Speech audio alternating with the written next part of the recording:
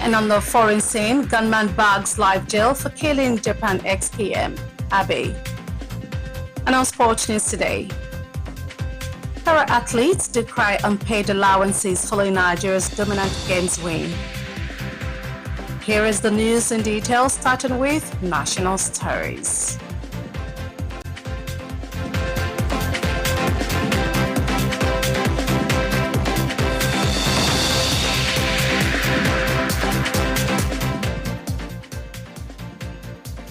The federal government has reiterated its commitment to conducting a credible, transparent, and internationally acceptable national census, saying it will not sacrifice due process for speed. The Minister of Information and National Orientation, Mohammed Idris, stated this on Tuesday when the chairman of the National Population Commission, Dr. Aminu Yusuf, led a management team on a Katsa visit to his office. Idris said accurate population data remained critical to national planning, stressing that development will be impossible without reliable demographic figures. According to him, agencies such as the National Orientation Agency, the Nigerian Television Authority, Federal Radio Corporation of Nigeria, Voice of Nigeria, and the News Agency of Nigeria would be deployed for nationwide sensitization.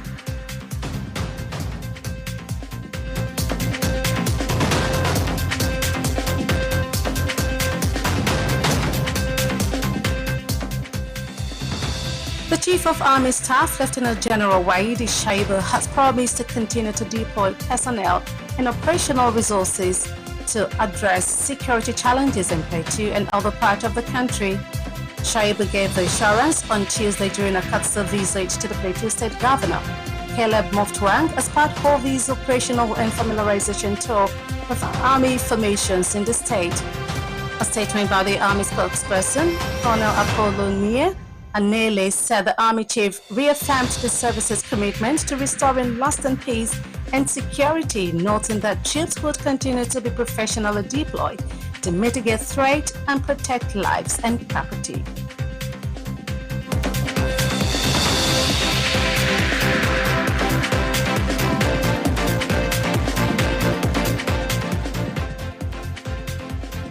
In another story, the Independent National Electoral Commission will, on Wednesday, lift the ban on public campaigns ahead of the June 20, 2026 governorship election in Ekiti State. The resident electoral commissioner in the state, Dr. Bumi Omosheindemi, said political parties will be allowed to commence campaign from January 21, 2026, with activities expected to end at midnight on June 18, 2026. Omosheindemi made this known on Tuesday at a stakeholders meeting in Ado-Ekiti, where he urged political parties to conduct themselves with decorum and ensure peaceful campaigns in the build-up to the poll. The meeting was attended by INEC officials as well as leaders and representatives of political parties participating in the election. The REC stressed that peaceful campaigns were essential for a credible election and the stability of the state, reiterating INEC's commitment to conducting a credible, transparent, and peaceful governorship poll. He urged political parties to conduct their campaigns responsibly and in full compliance with the 1999 Constitution as amended, the Electoral Act 2022, and the Code of Conduct for Political Parties and Campaigns.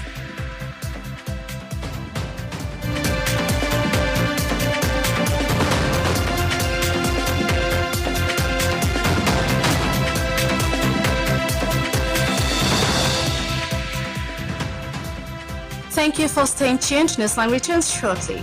Stay with us.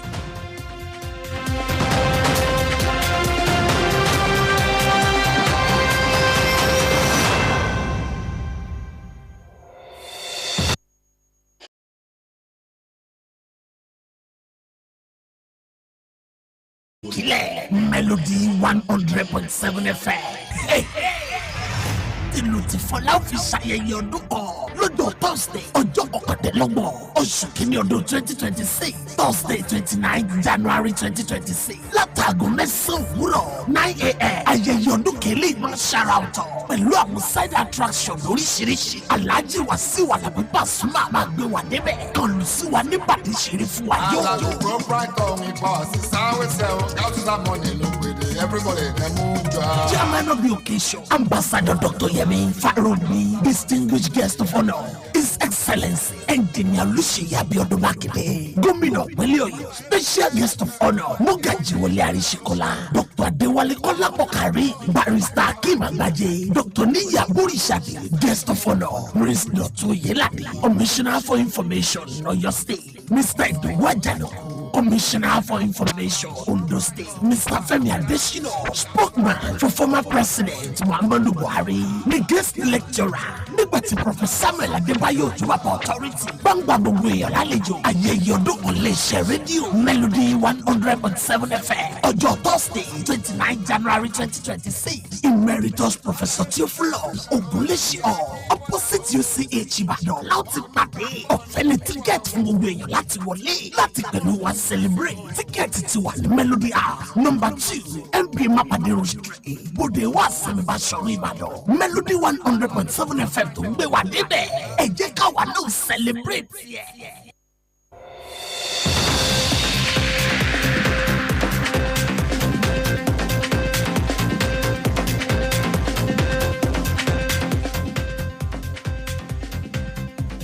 Welcome back, still listening to Newsline on Melody 100.7 FM.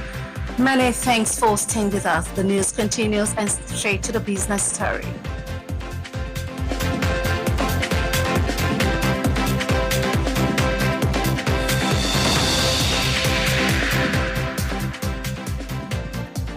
Major listed brewers in Nigeria generated a combined revenue of over 1.54 trillion naira from the sale of beer and other non-alcoholic drinks in the first 9 months of 2025, indicating the estimated amount spent by Nigerians on brewery products during the review period, according to the analysis by the Newsline.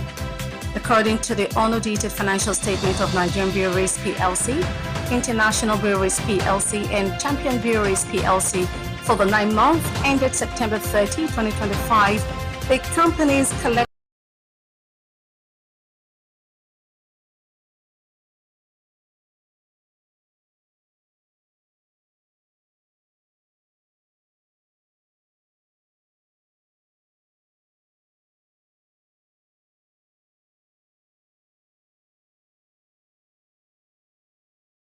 .23 billion naira, resulting in a gross profit of 415.15 billion naira.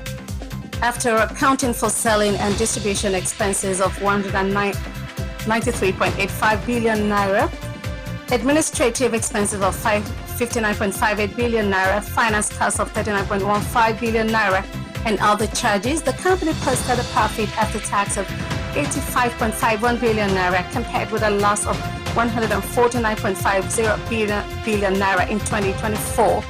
Basic earnings per share rose to 275 kobo from a loss of 1,455 kobo in the previous year.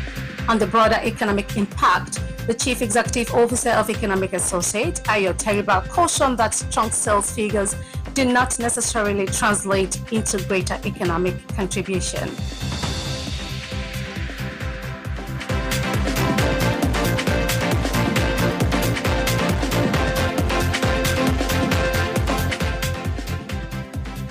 And on the foreign scene, the gunman charged with killing of Japan's former Prime Minister, Shinzo Abe, was found guilty Wednesday and jailed for life, more than 3 years after the broad daylight assassination shocked the world. The shooting forced a reckoning in a country with little experience of gun violence and ignited scrutiny of alleged ties between prominent conservative lawmakers and a secretive sect, the Unification Church. As he handed down the sentence at a court in the city of Nara, Judge Shinichi Tanaka said Tetsuya Yamagami, 45, had been determined to shoot Abe. A queue of people waited on Wednesday morning for tickets to enter the courtroom, highlighting intense public interest in the trial. Yamagami faced charges including murder and firearms control law violations for using a handmade gun to kill Japan's longest-serving leader during his campaign speech in July 2022.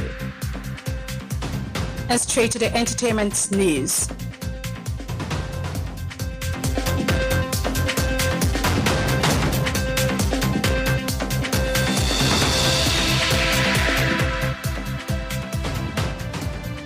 Nigerian singer Adebayo, widely known as Wizkid, has finally reacted to remarks made by Grammy-nominated artist Seun Kuti.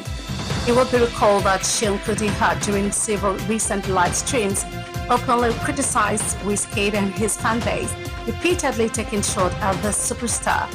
Following the backlash, Wizkid addressed the comment on both Instagram and X. In a post shared on his Instagram story, the singer dismissed Seun Kuti's criticism, boasting about his status and success while questioning Seun's achievement and reaffirming his dominance as Big Wiz.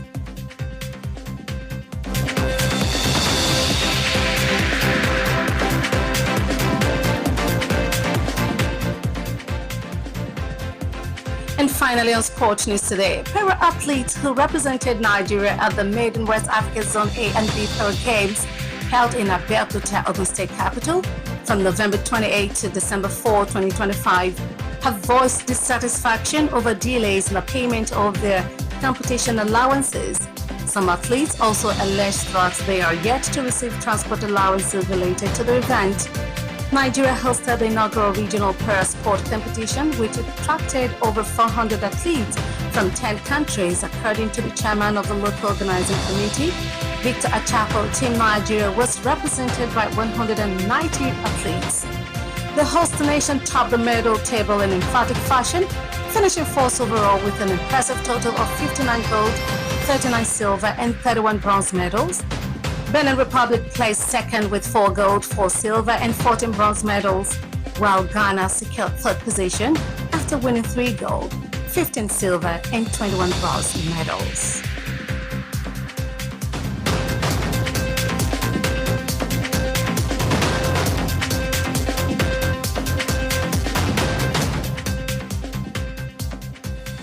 Before we end Newsline, here is a recap of the major points.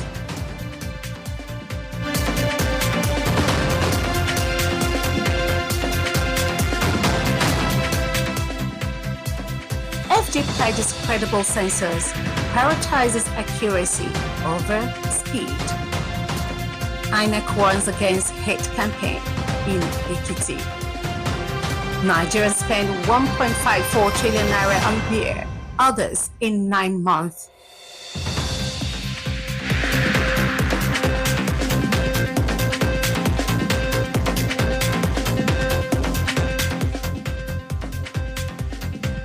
And on the foreign scene, we told you gunman bags life jail for killing Japan ex-peer, Abe.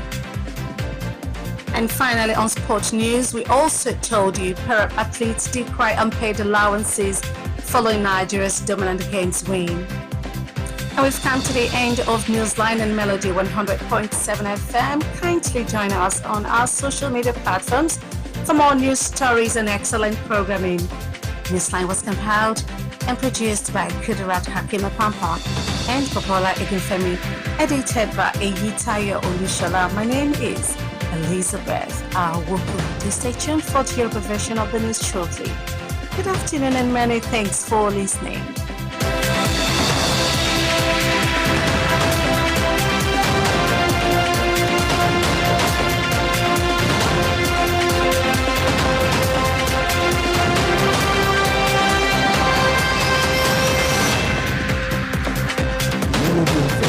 Báṣọ̀run nìbàdàn ó kọjá bẹ́ẹ̀. Ìròyìn ní ìkànnì Melody 100.7 FM Ìbàdàn.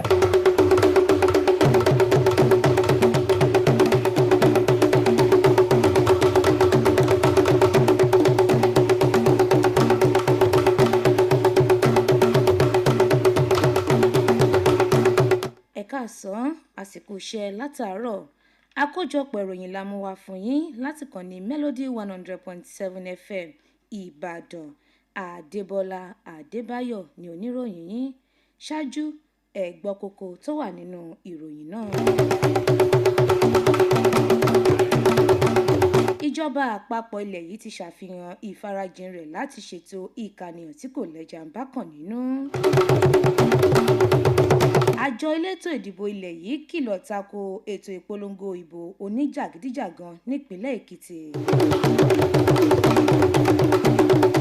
àwọn ọmọ orílẹ̀-èdè yìí ná owó tó lé ní tírílíọ̀nù 1.5 náírà lórí ọtí mímu láàrin oṣù mẹ́sàn-án. ẹni tí wọ́n fẹ̀sùn kàn pé ó ṣekú pa olóòtú ìjọba ilẹ̀ Japan nígbà kan rí ti rí ẹ̀wọ̀n gbére he.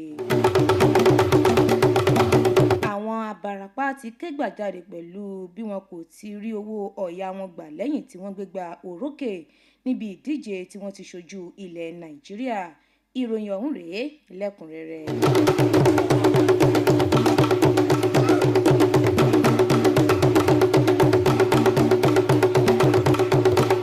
ìjọba àpapọ̀ ilẹ̀ yìí ti ṣàfihàn ìfarajì rẹ̀ láti ṣètò ìkànìyàn tí ó mọ́yán lórí àti èyí tí kò lẹ́jà ń bá kàn nínú. mínísítà fẹ́tò ìròyìn àti ìtanijí lórílẹ̀‐èdè Nàìjíríà Mohammed Idris sọ eléyìí di mímọ̀ lásìkò tó ń gbàlejò alága àjọ tó ń rí ṣètò ìkànìyàn nílẹ̀ yìí ọ̀mọ̀wé Aminu Yusuf èyí tó léwájú ìgbìmọ̀ àjọ náà. gẹ́gẹ́ bó ṣe sọ, àwọn lájọ nílẹ̀ yìí bíi àjọ tó ń rí ṣètò ìtanijí, iléeṣẹ́ móhùnmáwòrán ilẹ̀ yìí, iléeṣẹ́ ìgbóhùnsáfẹ́fẹ́ ti ìjọba àpapọ̀ àtàwọn àjọ tó ń rí ṣètò ìròyìn tó fi mọ́ àjọ míì tọ́rọ̀ kàn ni wọn yóò máa ṣètò ìtanijí àti ìlanilọ́yẹ̀ lórí ètò ìkànìyàn ọ̀hún. olórí àwọn ọmọ ológun orí ilẹ̀ lórílẹ̀‐èdè Nàìjíríà Waheed Sahab ti ṣèlérí láti máa tẹ̀síwájú nínú ìgbésẹ̀ kíkó àwọn ọmọ ológun àtàwọn ohun ìjagun sọwọ́ sí ìpínlẹ̀ Plateau àtàwọn apá abòmíì lórílẹ̀‐èdè yìí lójúnà àti mójútó ìpèníjà ètò ààbò tó ń fi ilẹ̀ yìí lápè. Sahab sọ̀rọ̀ ìdánilójú yìí lánàá láòkó tó ń ṣàbẹ̀wò ẹ̀ńlẹ́bẹ̀ọ́ sí gómìnà ìpínlẹ̀ Plateau. àtẹ̀jáde kan látọwọ́ agbẹnusọ fún iléeṣẹ́ ológun orí ilẹ̀ ọ̀gágun Aponia Anene sọ pé iléeṣẹ́ ológun ilẹ̀ yìí ti tún ìfarajì wọn sọ bí ẹn sọgbá láti jẹ́ kí ètò ààbò dúró re kálàáfíà sí ìjọba, pẹ̀lú àfikún pé iléeṣẹ́ ológun yóò mú ohun gbogbo tó bá gbà sàlóògùn láti dáàbò bo ẹ̀mí òun dúkìá àwọn ọmọ orílẹ̀-èdè Nàìjíríà. àjọ elétò ìdìbò lórílẹ̀‐èdè Nàìjíríà INEC ti sọ pé ètò ìpolongo ìbò lójútáyé ṣáájú ètò ìdìbò gómìnà tí ó wáyé nípínlẹ̀ Èkìtì lógúnjọ́ oṣù kẹfà ọdún yìí yóò gbérasọ lọ́jọ́ 21 oṣù kínní ọdún yìí. alámòjútó àjọ elétò ìdìbò nípínlẹ̀ náà ọ̀mọ̀wé Bùnmi Ọmọ́sẹ̀yìndèmí sọ pé àwọn ẹgbẹ́ òṣèlú gbogbo ni wọn yóò fààyè gbà láti bẹ̀rẹ̀ ètò ìpolongo wọn bẹ̀rẹ̀ láti ọjọ́ 21 oṣù kínní ọdún yìí pẹ̀lú ètò ìpolongo ọ̀hún tí ó sì tẹnubodò ní òru ọjọ́ 18 oṣù kẹfà ọdún yìí. Ọmọ́sẹ̀yìndèmí sọ eléyìí di mímọ̀ lánàá lásìkò tó jókòó ìpàdé pẹ̀lú àwọn tọ́rọ̀ kàn nílùú Adó-Èkìtì tó sì rọ àwọn ẹgbẹ́ òṣèlú gbogbo láti tẹ̀lé òfin àti ìlànà ètò ìpolongo ìbò.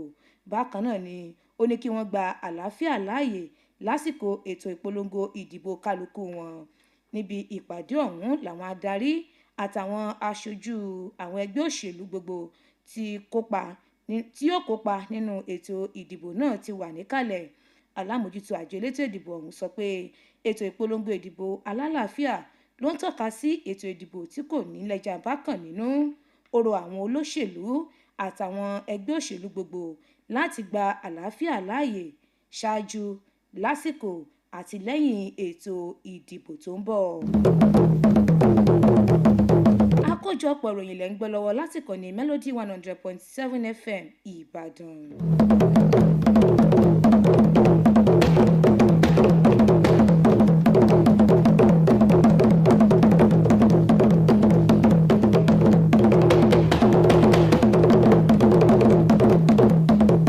ẹ káàbọ̀ padà, ìròyìn ń tẹ̀síwájú.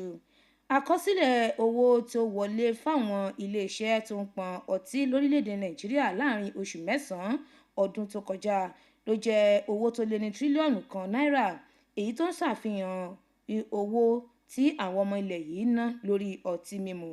àkọsílẹ̀ ìwé owó àwọn iléeṣẹ́ yìí fi hàn pé wọ́n rí owó tó lé ní tírílíọ̀nù 1 náírà láàrin oṣù kínní sí oṣù kẹsàn-án ọdún tó kọjá.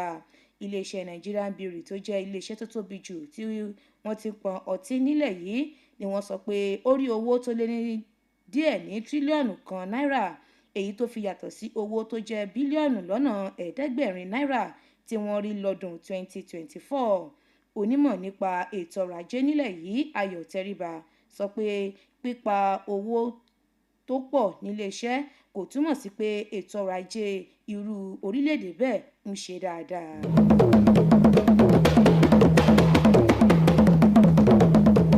Nílẹ̀ òkèèrè, ẹni tí wọ́n fi ẹ̀sùn kàn pé ó ṣekú pa olóòtú ìjọba ilẹ̀ Japan Shinzo Abe tẹ́lẹ̀ rí ló jẹ̀bi ẹ̀sùn tí wọ́n fi kàn ọ̀hún, tí wọ́n sì rán lẹ́wọ̀n gbére lónìí lẹ́yìn ọdún kẹta tí ìṣẹ̀lẹ̀ ìṣekúpani ọ̀hún ti wáyé.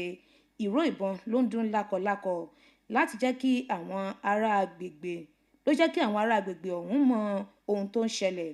Onídàájọ́ Shinshin Tanaka sọ pé Tetsuya Yamagami, ẹni ọdún márùndínláàádọ́ta ọ̀hún ló pinnu lọ́kàn ara rẹ̀ láti yìnbọn mọ́ Abe. Ogunlọ́gọ̀ àwọn èèyàn ló dúró gògògò lónìí láti wọlé sínú yàrá ìgbẹ́jọ́, èyí tó ṣàfihàn báwọn èèyàn ṣe nífẹ̀ẹ́ láti mọ bí ìgbẹ́jọ́ ọ̀hún yóò ṣe lọ. Ẹni tí wọ́n fẹ̀sùn kàn ọ̀hún ló ń kojú ẹ̀sùn apànìyàn àti lílo ohun ìjà olóró, èyí tó fi ṣekú pa adarí olóòtú ìjọba ilẹ̀ Japan tẹ́lẹ̀ rí ọ̀hún, ẹni tó ti pẹ́ jù lórí àpèrè nínú oṣù kẹjọ ọdún 2022.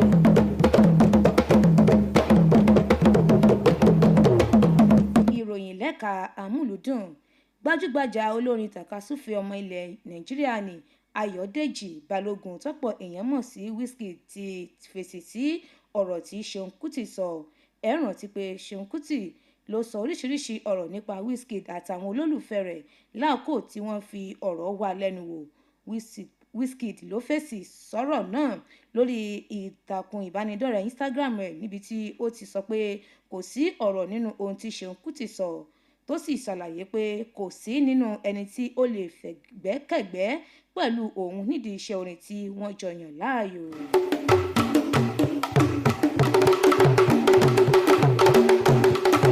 Lẹ́ka eré ìdárayá, àwọn abarapá tó ń ṣojú orílẹ̀-èdè Nàìjíríà níbi ìdíje àwọn abarapá tilẹ̀ adúláwọ̀ tó wáyé nílùú Abẹ́òkúta nípínlẹ̀ Ògùn lóṣù kọkànlá sí oṣù kejìlá ọdún tó kọjá ni wọ́n ti ké gbàjarè síta lórí àìtí rí owó ọ̀yà wọn gbà lọ́wọ́ ìjọba.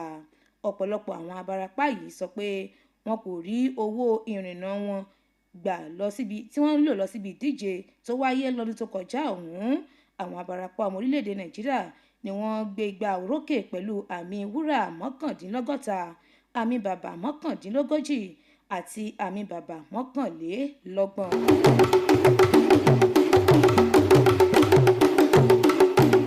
Ká tó mú àkójọpọ̀ ìròyìn wá sópin, kókó tá a mẹ́nu bà rèé lẹ́ẹ̀kan sí i.